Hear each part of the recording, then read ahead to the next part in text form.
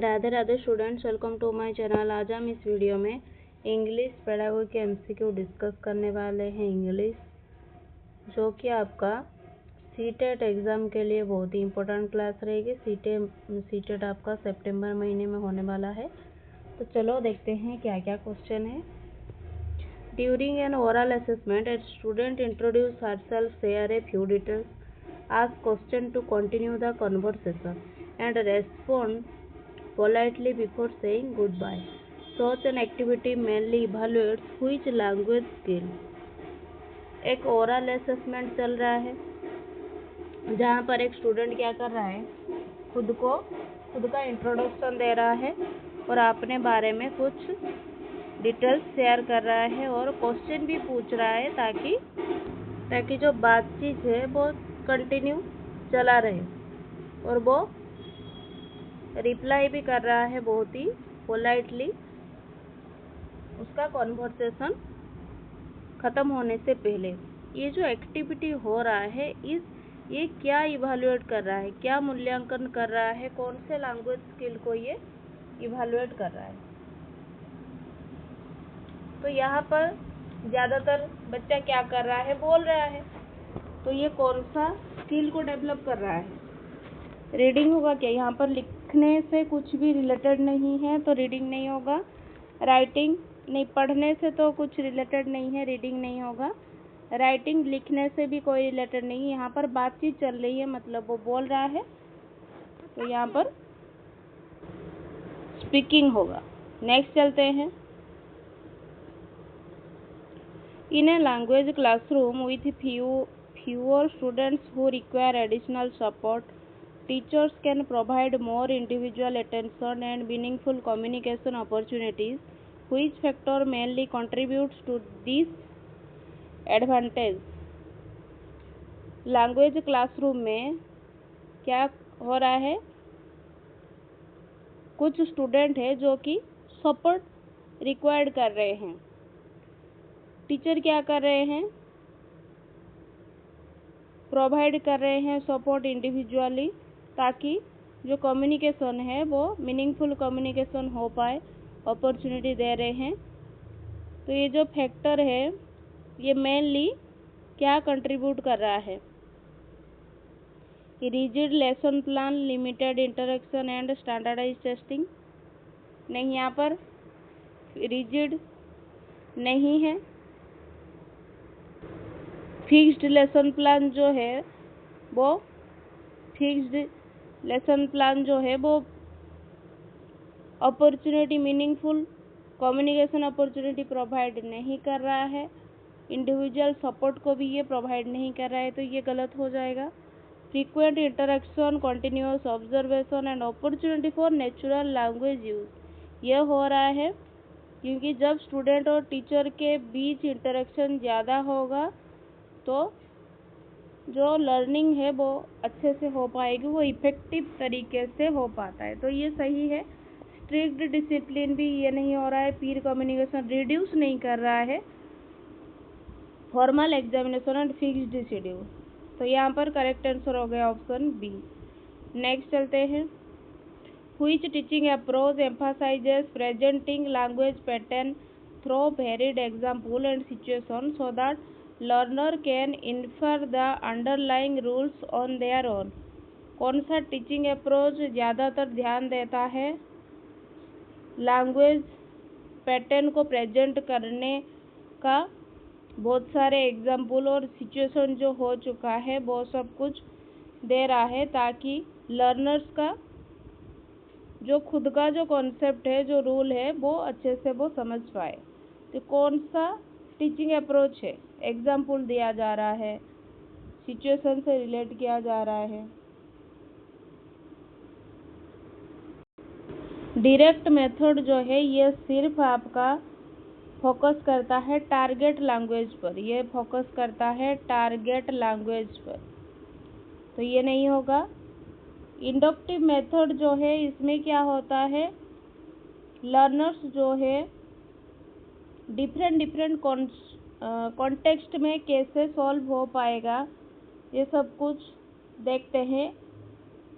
खुद से एनकरेज होकर इंडिपेंडेंटली रूल्स को अप्लाई करते हैं। तो ये होगा सही आंसर, क्योंकि इंडक्टिव मेथड जो है ये मल्टीपल एग्जाम्पल्स प्रोवाइड करते हैं। मल्टीपल एग्जाम्पल, ये एग्जाम्पल है, वेराइड एग्जाम्पल प्रोवाइड कर रहा है। बिफोर रूल स्टार्टिंग होने से पहले बहुत सारे एग्जाम्पल दिया जा रहा है। डिडक्टिव मेथड जो है, टीचर क्या करते हैं, टीचर जो है रूल्स को एक्सप्लेन कर देते हैं पहले से, उसके बाद ही एग्जाम्पल प्रोवाइड किया जाता है। तो ये भी सही नहीं है, तो यहाँ पर ऑप्शन बी हो गया करेक्ट। नेक्स्ट चलते हैं। A teacher narrates a brief passage and students are asked to imagine the scene and describe it orally or represent it through a sketch. Which ability is primarily being evaluated through this activity? A teacher क्या कर रहे हैं, passage को narrate कर रहे हो, students क्या कर रहे हैं, स्टूडेंट्स को बोल रहे हैं कि तुम जो सीन है वो इमेजिन करो और डिस्क्राइब करो बातचीत करके एक स्केच के थ्रू। तो ये जो एबिलिटी है ये किसका इवैल्यूएशन हो रहा है इस एक्टिविटी के थ्रू? तो जब जो स्टूडेंट्स है वो पैसेज को सुनता है और अपने माइंड में मेंटली क्या करता है, उसका विजुअल रिप्रेजेंटेशन खुद से करता है उन कंटेंट का। इससे क्या पता चलता है वो कितना अंडरस्टैंड किया है, जो भी बातचीत हुई है वो कितना अंडरस्टैंड कर रहा है, ड्राइंग के थ्रू वो एक्सप्रेस करता है। इसका मेन फोकस होता है कि बच्चा क्या या कितना जो भी इंफॉर्मेशन टीचर ने दिया है वो अंडरस्टैंड कर रहा है।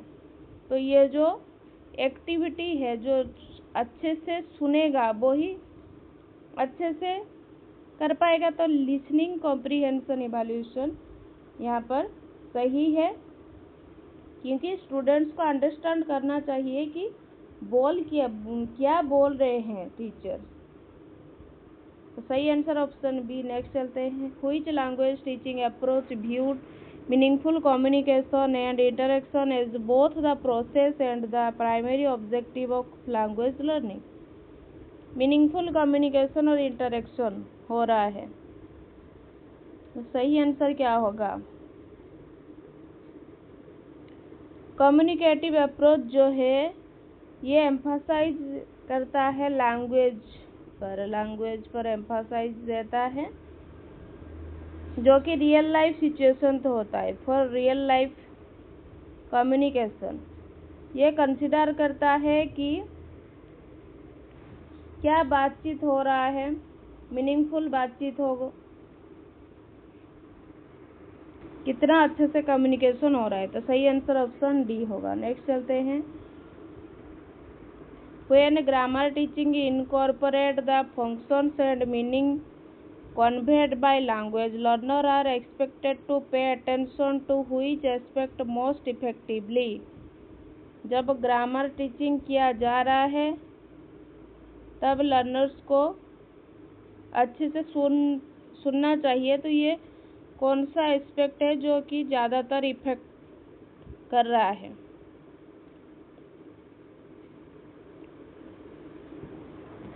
जब अच्छे से बच्चा सुनेंगे ग्रामर्स को, रूल को, तो उनका जो भी लैंग्वेज लर्निंग है वो अच्छे से हो पाएगा, मीनिंगफुल हो गया।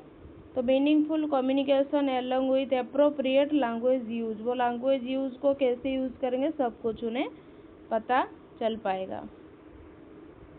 To monitor learners development in reading over an extended period, which assessment method provide the most comprehensive evidence of their progress? तो सही आंसर क्या होगा?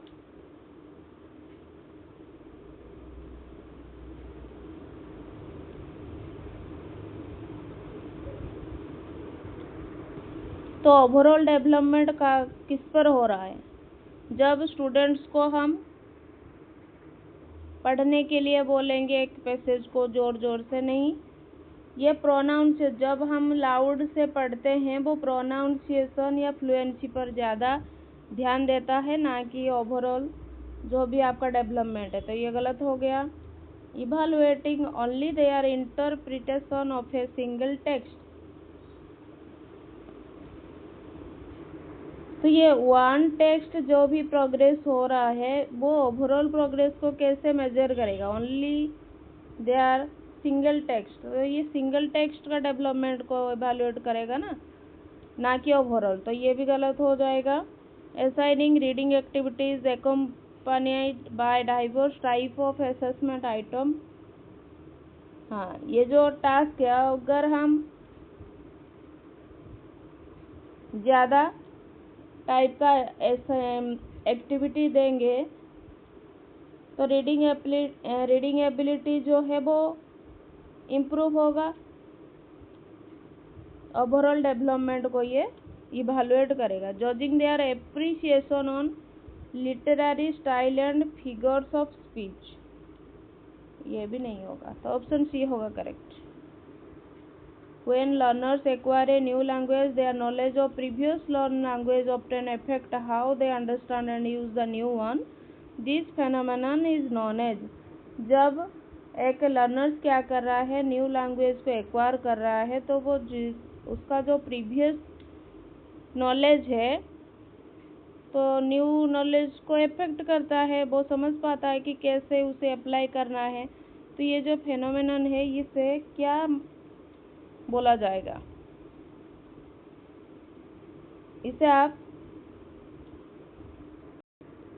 इंटर लैंग्वेज जो है इसमें क्या होता है कि बच्चा कैसे प्रोग्रेस कर रहा है, कितना प्रोफिशिएंसी से प्रोग्रेस कर रहा है, ना कि प्रीवियस जो भी उसे मालूम है उससे रिलेटेड है। तो ये गलत हो जाएगा। सिस्टमेटिक एरर जो है वो मिस्टेक से रिलेटेड है, ना कि ये प्रायर नॉलेज जो है उसे इफेक्ट करता है। इसे हम कहेंगे लैंग्वेज ट्रांसफ़र। लैंग्वेज ट्रांसफ़र में क्या होता है, जो उसे पहले से ही पता है वो उसका यूज़ करके जो नया पढ़ रहा है जो भी लैंग्वेज उसका अप्लाई करना सीखता है। तो सही आंसर ऑप्शन सी हो गया। In a language classroom, some learners understand new concept best when information is presented through written notes, diagram or spoken explanation. Which learning style is most closely associated with this preference? एक भाषा शिक्षण की कक्षा में कुछ learners जो है वो अंडरस्टैंड कर रहे हैं न्यू कॉन्सेप्ट को जब इंफॉर्मेशन उन्हें प्रोवाइड कर रहे हैं नोट्स के थ्रू, रिटन फॉर्म में नोट्स के थ्रू और डायग्राम के थ्रू या बोल कर उसे समझ में आता है। तो ये जो लर्निंग स्टाइल है ये किस तरह का लर्निंग स्टाइल है? तो ऑडिटरी जो है उसमें ऑडियो का यूज होता है, लिसनिंग करते हैं वहाँ पर, ना कि उसमें कुछ देखना होता है, ना कि रिटन फॉर्म में मटेरियल उन्हें मिलता है। तो ये गलत है। विजुअल है, यहाँ पर विजुअली वो देख रहे हैं ना, डायग्राम को देख रहे हैं। तो ये रिटन डायरेक्शन, इमेज, डायग्राम, तो ये विजुअल रिप्रेजेंटेशन में ही जाता है। काइनेस्थेटिक जो है ये मूवमेंट, बॉडी मूवमेंट या हैंड एक्टिविटी पर ज़्यादा ध्यान देता है। मैनिपुलेटिव, ऑब्जेक्टिव और मॉडल को लर्निंग का ये होता है, ये सही नहीं है, तो ऑप्शन बी हो जाएगा करेक्ट। नेक्स्ट चलते हैं।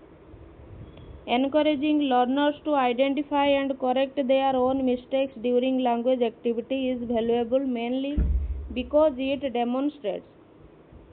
लर्नर्स को एनकरेज करना खुद का जो भी मिस्टेक वो कर रहे हैं लैंग्वेज एक्टिविटी में खुद से आइडेंटिफाई करे, क्या डेमोन्स्ट्रेट कर रहा है। जब बच्चे जो लर्नर्स है वो अपने जो भी मिस्टेक से खुद से करेक्शन कर रहे हैं, ओन करेक्शन वो कर रहे हैं, तो उसमें क्या होता है, उनका जो लैंग्वेज यूज जो कैसे कर रहे हैं वो रिफ्लेक्ट करता है। उनको वो मिस्टेक क्या है वो रिकॉग्नाइज कर पाते हैं और खुद से वो रेस्पॉन्सिबिलिटी लेते हैं, उनका जो परफॉर्मेंस है वो कैसे उन्हें खुद से इम्प्रूव करते हैं। तो इसमें एक्टिव एंगेजमेंट हो रहा है, तो सही आंसर क्या होगा आपका? एक्टिव इन्वॉल्वमेंट हो रहा है, सेल्फ मॉनिटरिंग कर रहे हैं लर्निंग प्रोसेस के थ्रू, तो ऑप्शन सी हो जाएगा करेक्ट। तो यहाँ पर हमने टोटल 10 क्वेश्चन डिस्कस किया है इंग्लिश पेडागोगी का। आपका 10 में से कितना करेक्ट हो रहा है कमेंट बॉक्स में ज़रूर बताएं। अगर वीडियो पसंद आ रही है तो लाइक शेयर सब्सक्राइब जरूर करें। Thank you students, keep studying.